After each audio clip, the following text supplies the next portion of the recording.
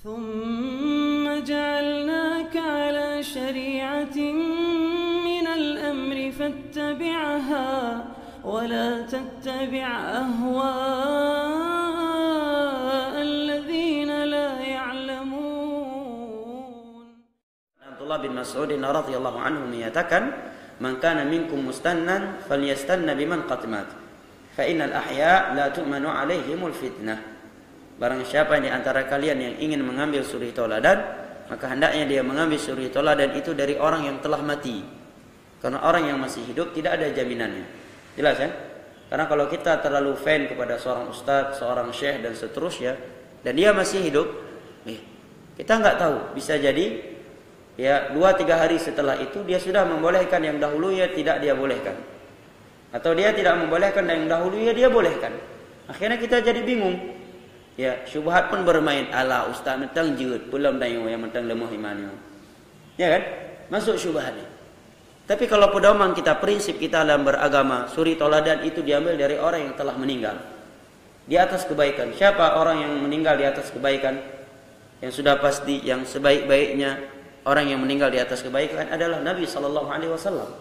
Para sahabat, para tabi'in, tabi'ut tabi'in, 4 imam mazhab, mereka meninggal di atas sunnah, di atas kemuliaan. Ya, pemahaman mereka jelas adalah pemahaman Islam. Imam Syafi'i Muhammad bin Idris lahir pada tahun 145 Hijriah, meninggal pada tahun 204 Hijriah. Imam Ahmad, Imam Malik, Imam Hanafi, Imam Sufyan Ats-Tsauri, ya Sufyan bin Uyainah, Laits bin Sa'ad, ya A'mash, ya Zuhri, ya dan yang lain-lainnya. Kita baca cerita mereka. Enggak perlu kita contoh ustadz yang sedang kita belajar dengannya.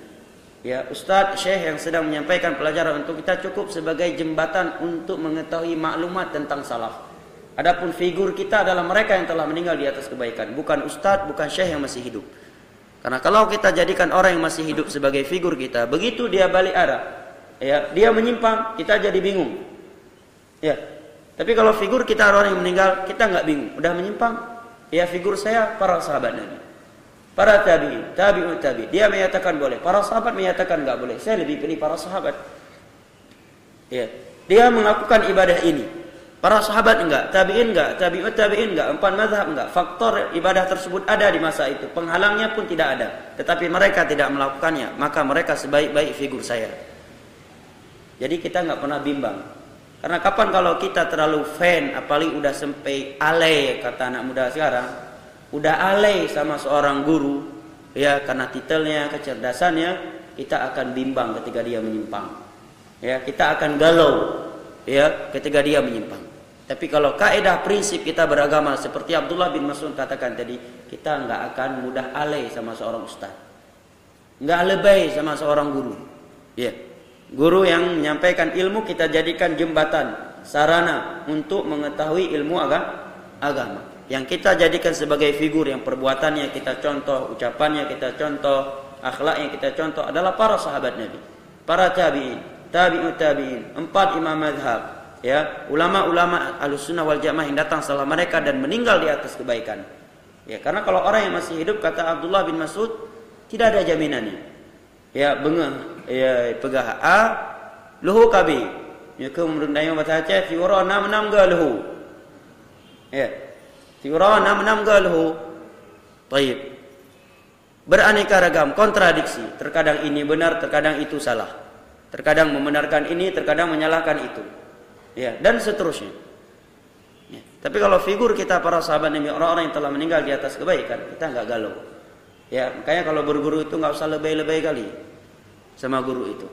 Ya, terkadang sebagian orang terlalu lebay, senyumnya ustadznya aja diposting sama dia. Ya, ini lebay ini. Ya, bukan manhajnya Ahlussunnah seperti itu. Bukan murid-murid yang cinta manhajus salaf seperti itu. Masya Allah senyuman beliau, ya terharu saya bertemu beliau, melihat senyuman beliau itu luar biasa. Dari air wajahnya menampakkan aura seorang ulama. Ya, memuji boleh, tapi janganlah terlalu lebay. Ya, apalagi di status yang situ memang ustadznya ada, di depannya dia. Ini akan membuat dia tertipu. Ya. Oleh karena itu Nabi melarang orang itu memuji seorang di depannya. Ya. Bahkan Abdullah bin Mas'ud ketika berjalan diikuti oleh banyak muridnya. Kata Abdullah bin Mas'ud, pulang kalian semua.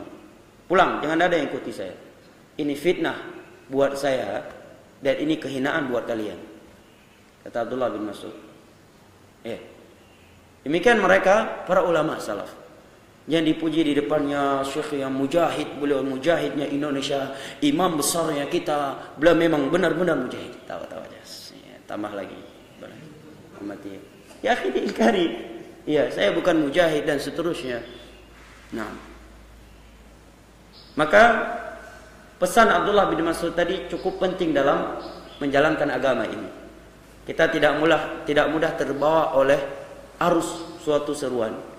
Kata Abdullah bin Mas'ud, kalau kamu ingin mengambil figur, ya, ambillah figur itu, jadikanlah orang-orang yang telah meninggal di atas kebaikan sebagai figur buat kamu. Karena orang yang masih hidup, sehebat apapun dia, ya, sekuat apapun takwanya, dia nggak ada jaminannya. Dia bukan malaikat, ya, dia bukan malaikat. Ya.